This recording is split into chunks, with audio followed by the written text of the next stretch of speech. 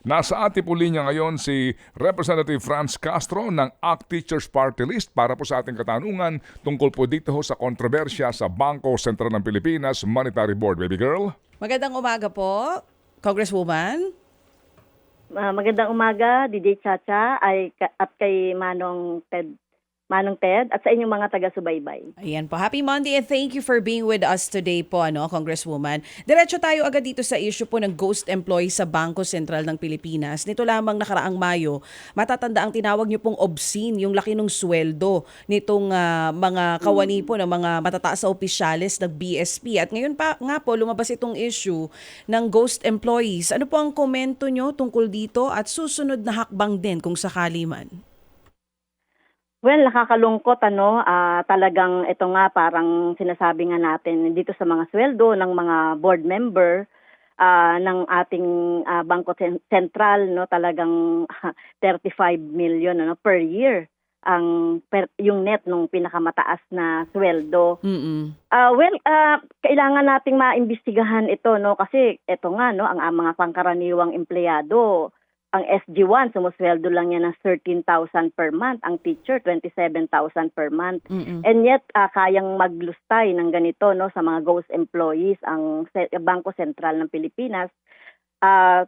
Talagang nakaka-iskandalo ito at talagang nakakahiya naman sa ating mga pangkaraniwang mga guro at sa ating mga empleyado. Kaya kailangan itong maimbestigahan. So, papunta po kayo sa malalimang investigasyon dito po sa issue? Yes, oo, tama ka, DJ Chacha, pinag-aaralan natin ito na mag-file ng House Resolution para maimbestigahan ito. At siyempre panagutin yung dapat na managot dito, lalong-lalo na yung may mga tataas na posisyon sa Central Bank. Opo. So at least medyo kampante kami na dahil nandyan po kayo, pati yung inyong mga kaanib dyan sa mababang kapulungan, ito ngay maiimbestigahan. Pero sa pinakahuli pong pahayag ng Bangko Sentral ng Pilipinas, hindi po sila nag-name drop kung sino talaga yung mga sangkot po dito sa issue. Yung transparency nga nitong BSP na binabakbakan din ngayon ng ilan sa mga tao. Ano pong masasabi nyo doon na hindi pinapangalanan, hindi rin sinasabi kung magkano talaga yung amount involved dito sa ghost employees controversies na ito? Yan, kaya nga kami ay nag-worry dahil hindi nila pinapangalanan. Kaya kapag nag-file kami ng House Resolution, mapapatawag sila, pati na rin yung mga involved ng mga board at saka yung mga iba pang mga kasamang mga board diyan sa Central Bank. At doon siguro mapapangalanan na nila at masasabi nila. At kung sakaling magkakaroon ng ganyan ay mapapanagot ito at siyempre may balik sa kabangyaman itong mga sweldo na sinweldo na hindi naman talaga dapat. Congresswoman, para lang sa kapakanan na kaalaman ng lahat na hindi rin po masyadong aware, pagka po ba kayo yung nag-file ng House Resolution, gaano katagal bago magsimula officially yung investigasyon? Well, depende kasi ito sa magiging priority ng leadership.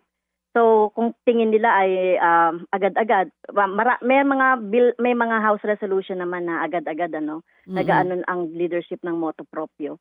Kaya kung ito ay merong siyang siyempre national interest ito ng ating mga kababayan, kaya baka rin mabigyan ito ng prioridad ng liderato. So hindi pa rin po talaga masyadong sigurado, kung kailan, kung sakali. Oo. Kasi ang balik nyo, lalo tama. Ngayon, DJ Chacha, ngayon ay naka-recess Yes ang po Kongreso. Oo, yun nga. Well, pero importante makapag-file ng resolution to call for an investigation, and you can do that even kahit na po naka-adjourn ang sesyon ng Kongreso po, ma'am. Ano po? Yes, tama ka, Manong Ted, magagawa namin 'yon.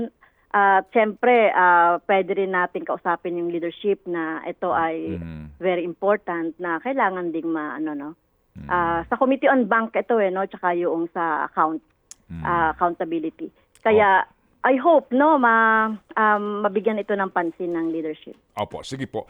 Pero ma'am, ang mga bali-balita kasi nga po hindi nagiging ganoon ka-transparent dito ang pamunuan ng Bangko Sentral.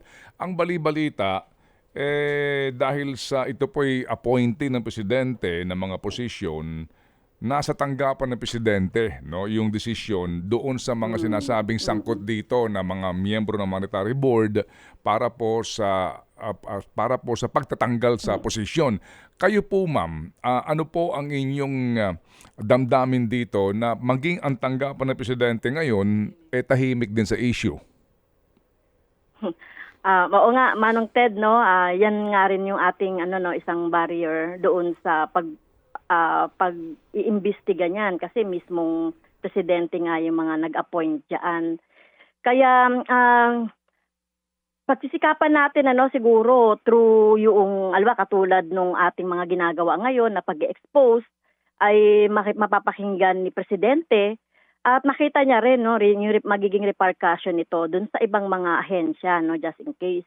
Kaya po talagang patuloy po natin sanang ito ay iingay, i-expose itong mga nangyayaring ganito at papasaan ba baka din matigatig si Pangulong Marcos at maari niya itong tanggalin or palitan yung mga board na merong ditong kinalaman. Okay, sige po. So kami aantabay, ma'am, kung sakasakali po sa inyong pagsasampa ng resolusyon calling for an investigation dito po sa kontrobersyang ito. Salamat po sa inyo, ma'am. Salamat din, Manong Ted at DJ Chacha. Opo, thank you. Si Representative Franz Castro ng Grupong Alliance of Concerned Teachers. Ted Filon at DJ Chacha. Ngayon, nasa Radyo 5, 92.3 News FM. Monday to Friday, 6 to 10 a.m.